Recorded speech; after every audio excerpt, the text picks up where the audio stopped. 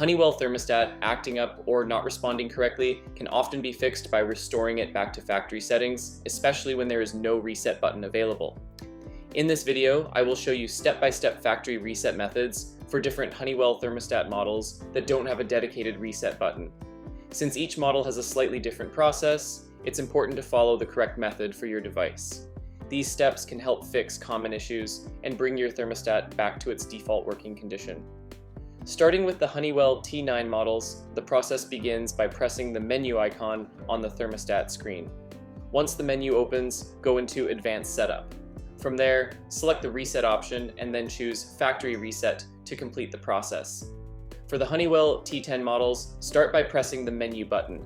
After that, open thermostat information and make sure to note down the date code shown on the screen. Then go back to the main menu and open Installer Options. Here you will need to enter the date code as the password. Once you are inside, select Reset and then choose Factory Reset. Moving to the Honeywell T5, T5 Plus, and T6 models, begin by holding the menu button for around 5 to 10 seconds. After entering the setup menu, use the arrow buttons to move through the options. Keep going until you find the Reset option. Once it appears, select it and then choose Factory Reset. For the Honeywell Smart and Lyric Round models, start by holding down the cloud icon on the device. While holding it, press the I button repeatedly. Keep doing this until the Reset option appears on the screen. Once it shows up, simply select Reset. For the Honeywell Smart Wi-Fi 9000 models, begin by pressing the menu button. From the menu, go into Preferences. Inside that section, select Restore Factory Defaults. After that, confirm the action by selecting Yes to complete the reset.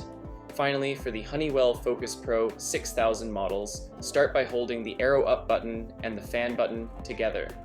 This will bring up a screen showing two numbers. Set the number on the left to 90 and the number on the right to 1.